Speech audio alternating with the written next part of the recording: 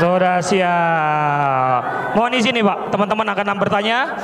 Kita dari mana dulu nih? Wah, saya mohon izin ya. Sebentar Pak, biar dipilih dulu, biar adil Pak. Iya, baik. Nah gini, Siap. Pak duduk dulu Pak. Ya. Saya ini dari pengalaman berbagai desak. Yang naik ke atas panggung malah nggak dikasih kesempatan. Fair ya. Jadi yang ditunjuk oleh moderator nih, ya. Kalau nggak semua naik ke panggung. Iya. Itu namanya cawe-cawe. Wah. Kan udah ada wilayahnya. Iya, Betul iya. nggak? Masih. Siapa? Saya izin menunjuk untuk sebelah sini dulu ya. Baik, buat Mas ya, boleh yang pakai topi. Mas izin, iya. Silakan Mas. Mohon izin. Dikasih jalan teman-teman. Silakan, nggak apa-apa. Saya pakai masker aja. Oh lah, baik. Assalamualaikum.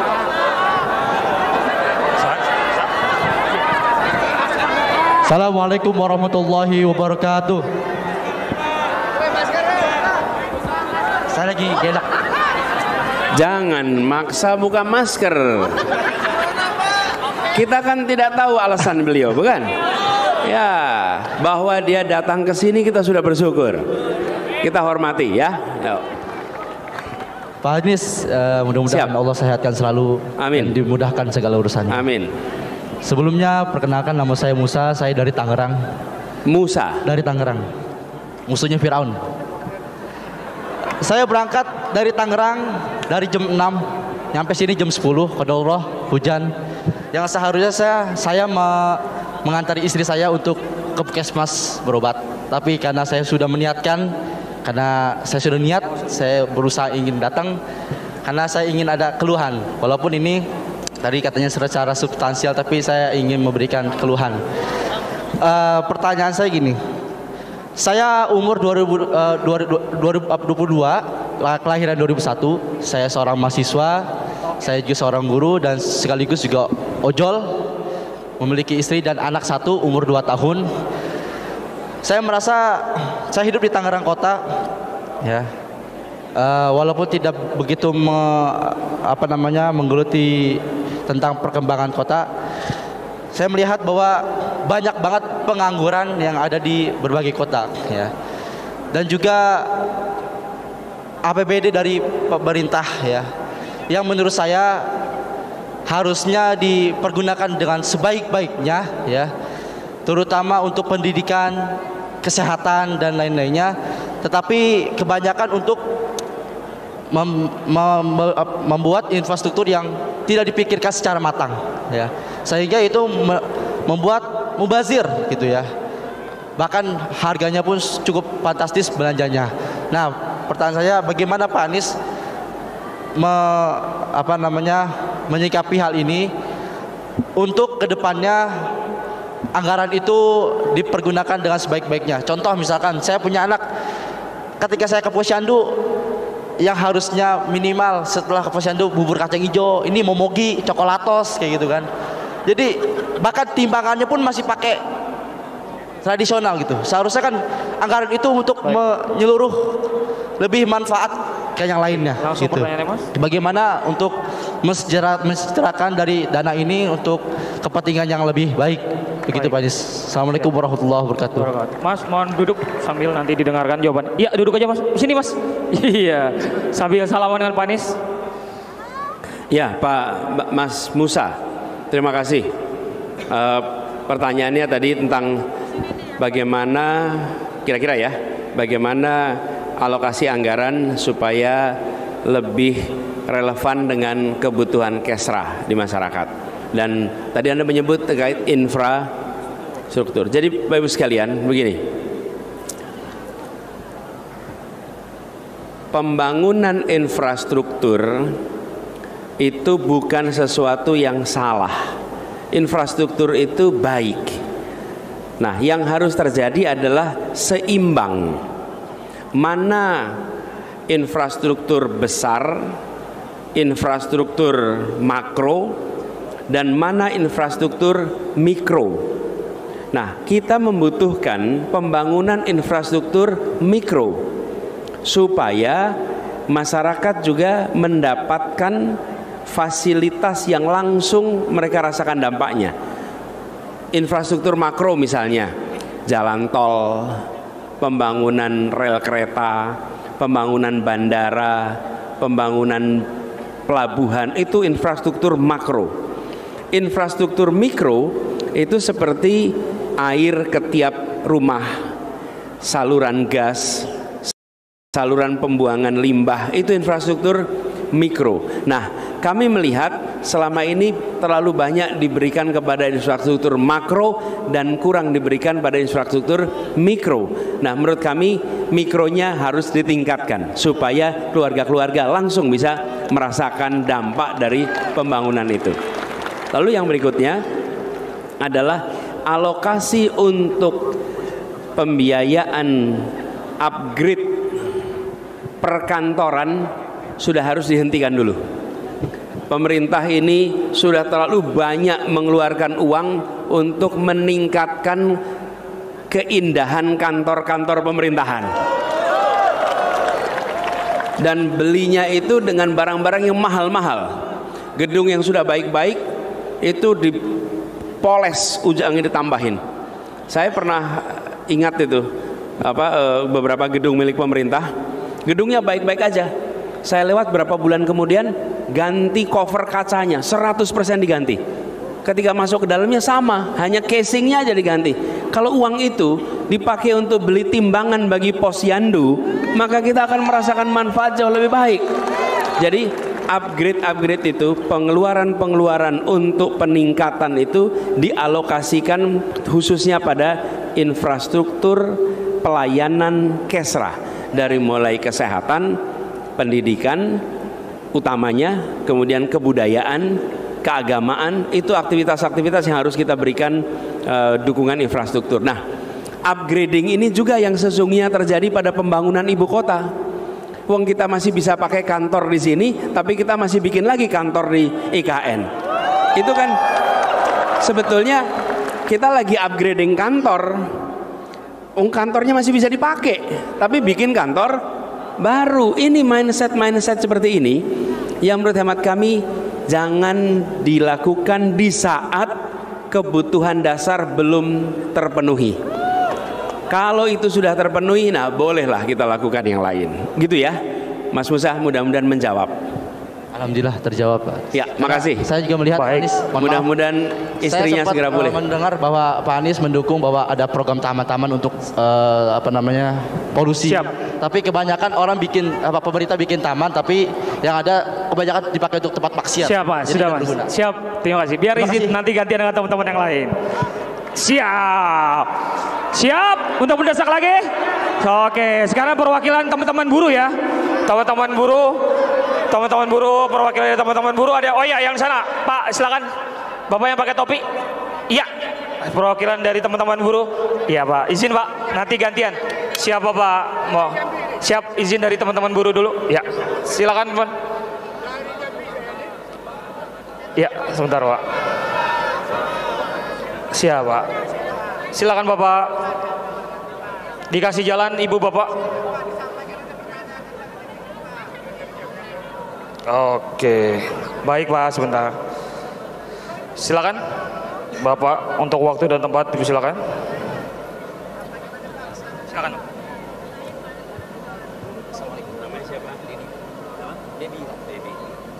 Assalamualaikum warahmatullahi wabarakatuh. Nama saya Dedi.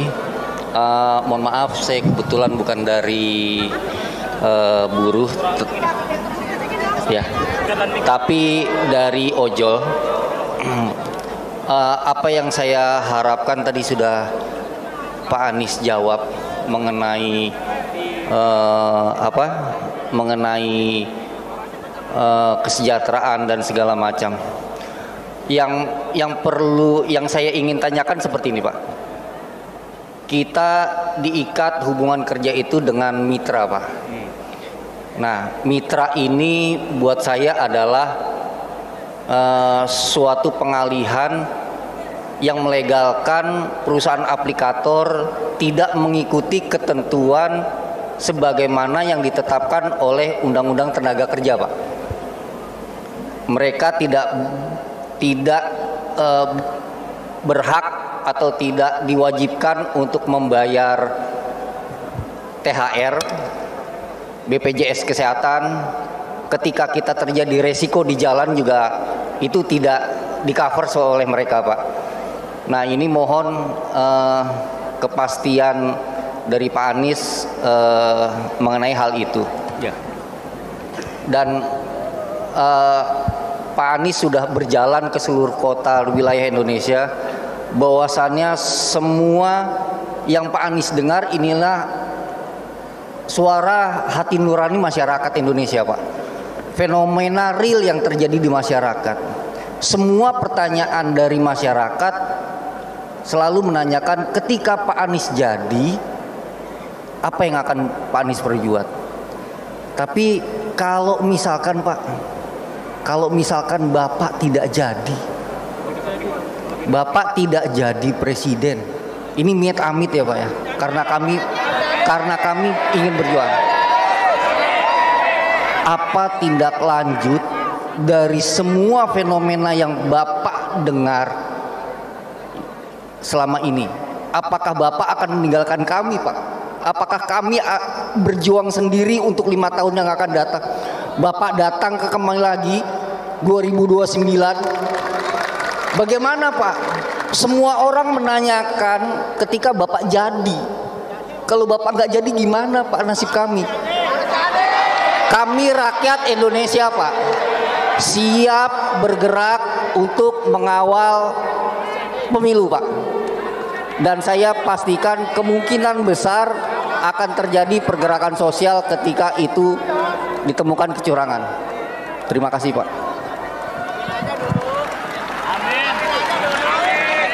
Ya. Kalau katanya di sini, amin aja dulu. Ya, gini, Pak Dedi, terima kasih. Pak Dedi tanya tentang ini hubungannya kemitraan. Itu yang tadi saya sampaikan, Pak Dedi. Kita mempelajari dari beberapa tempat. Ketika hubungannya diubah menjadi hubungan kerja dalam pekerjaan itu, maka secara pembiayaan itu berubah total. Dan ujungnya demand, harganya naik, demand turun. Dan ketika demand turun, makin hari makin kecil. Akhirnya usahanya malah jadi ada yang lengkang, ada yang keluar. Di Spanyol keluar. Nah, jadi maksud saya kita harus cari jalan tengah nih. Makanya tadi saya bilang, kalau kita bisa membuat di Indonesia yang bukan pekerja di dalam, tapi juga mitra yang nggak dikasih apa-apa, tapi jalan tengah. Dan kami berkomitmen. Ketika saya mengatakan kami berkomitmen, lalu teman-teman tanya, kira-kira dijalankan apa tidak? Anda lihat rekam jejak di Jakarta. Di rekam jejak di Jakarta kami tidak meninggalkan buruh dalam komitmen kami soal ini. Oke? Jadi kami akan lakukan. Jadi kami berencana ketika kami mendapatkan kewenangan, di bulan-bulan pertama langsung ini dibahas. Langsung kita bentuk timnya, langsung bikin task force-nya, langsung bahas sama-sama. Saya ingatkan ketika kita mengundang seluruh operator transportasi umum di Jakarta. Itu lebih dari 27. Pertemuan pertama panasnya luar biasa. Saya belum pernah datang sebuah pertemuan sepanas itu. Panasnya luar biasa. Keras sekali. Kita mencari kesepakatan apa jalan keluar untuk seluruh transportasi umum. Dan akhirnya ketemu. Berapa kali pertemuan? 77 kali pertemuan. Sampai selesai. Tapi sampai kesepakatan. Begitu sampai kesepakatan, sampai hari ini tenang, teduh, damai. Karena itu kesepakatan. Nah, kadang-kadang kita ini di pemerintahan itu nggak sabar. Pengennya cepat aja bikin aturan, nanti kalau itu udah demo dihadepin paling 2-3 kali, habis itu hilang. Lah nggak bisa, jangan begitu. Kita harus bahas sama-sama. Jadi komitmennya itu ya, Mas. Kita cari jalan tengahnya. Di samping kita juga tahu ada sebagian yang menginginkan fleksibilitas. Banyak yang bekerja di ojol juga nggak kepengen terikat secara ketat. Jadi kita cari jalan sama-sama. Kemudian soal hasil pemilu. Gini, saya ingin merespon pada apa yang saya bagaimana hasil pemilu. Hasil pemilu ini 16 hari lagi kita belum tahu. Manusia belum tahu. Oke? Allah sudah tahu hasilnya nih, tapi kan kita tidak tahu nih. Jadi bagian kita sekarang berusaha, berikhtiar. Itu bagian kita. Ya. Jadi saya ajak pada semuanya untuk mengajak sebanyak mungkin mencoblos. Yang kedua, selesai pemungutan suara jam 1, ajak semua warga untuk kembali ke TPS menonton penghitungan suara. Jangan biarkan saksi-saksi kita berjuang sendirian di dalam. Jangan biarkan saksi-saksi kita mungkin terdesak di dalam. Seluruh warga panggil, ikut awasi dan memastikan penghitungannya benar di tempat itu. Catat dengan baik. Itu cara mengamankannya. Dengan begitu perjuangan kita tuntas. Dan kami makin hari makin yakin. Insya Allah 14 Februari nantinya jadi hari perubahan Indonesia. Makasih Pak Edi. Siap. Baik.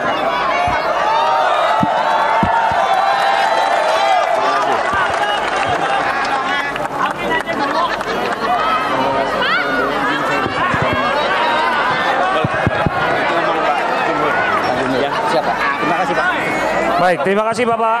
Terima kasih. Baik, sekarang dari sini kami mohon yang teman-teman dari teman-teman yang perempuan, teman-teman perwakilan perempuan. Baik, Ibu silakan Ibu, perwakilan dari teman-teman kita. Dari sini nanti dari sana. Ya. Biar adil. Dari sana sudah, sekarang dari sini. Nanti dari sana ya. Yang ini dulu. Perwakilan dari silakan. Siap, nanti adil dari semua sisi. Baik, silakan mohon dibantu. Bu, ini Bu. Maaf. Waduh. Iya, ini. Allahu Akbar. Bu. Ya. Yang dikasih yang di situ. Iya. Oh, izin. Satu pertanyaan Anda. Ya, baik Ibu izin. Tunggu dulu di situ. Nanti Ibu ya dapat kesempatan. Mohon izin. Silakan. Ya, dikasih jalan Ibu, mohon izin.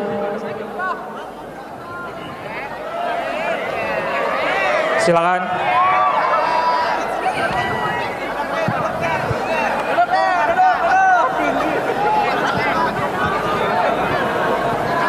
Assalamualaikum warahmatullahi wabarakatuh. Abah perkenalkan, saya dari buku Cikarang ayah, Bah. Dari buku Cikarang. Jadi dari Cikarang ada nggak? Dari Cikarang. Cikarang. Iya. Iya. Maaf. Iya. Enggak usah. Suaranya lebih keras lagi. Iya. Iya, biar masih kedengaran. dengarkan? Iya, jadi Abah sebetulnya saya itu di keluarga yang 01 itu tuh cuma saya. Yang lainnya itu semua 02, Abah. Nah, di sini saya pengen meyakinkan keluarga saya karena sebetulnya keluarga saya itu banyak yang buruh. Tapi mereka punya pikiran kalau kita tuh mau milih presiden siapa saja, ya kita harus cari uang sendiri. Karena kenapa? Mereka tidak pernah mendapatkan haknya sebagai buruh. Mereka hanya dituntut kewajibannya sebagai buruh. Nah, dan di sini tuh banyak sekali mereka tuh kayak masih kurang edukasinya untuk hak-hak apa sih yang bisa kita tuntut. Karena kenapa? Dari negara sendiri itu nggak terlalu memikirkan gimana sih biar rakyatnya ini bisa sejahtera sesuai dengan undang-undang ketenagakerjaan yang ada. Dan mereka tuh masih kurang pengetahuannya sebetulnya. Nah, saya di sini mau tahu tindakan Abah untuk biar orang-orang ini tahu hak-haknya tuh seperti apa. Karena banyak sekali, misalnya nih ya, tanggal 1 Mei banyak yang demo kayak gitu. Mereka tuh mikir ngapain sih itu demo-demo, padahal si buruh itu kan demo untuk kemakmuran kita sendiri. sendiri, tapi masih banyak buru-buru terutama di Cikarang itu yang nggak peduli. Ini tuh bikin macet kayak gitu. Dan menurut saya tuh mereka tuh kayak menormalisasi hak-haknya yang udah ada, nggak ada. Padahal kita bisa dapat hak yang lebih baik gitu kan. Nah di sini kita pengen tahu tindakan dari negara sendiri kalau misalnya Abah jadi presiden itu hak-hak yang harusnya kita dapat itu bagaimana dari negara itu ke perusahaan untuk memberi hak-hak kita yang sejujurnya harus menjadi hak kita kan. Nah di situ sih Bah. Terima kasih. Namanya siapa? Melisa Bah. Melisa. Iya.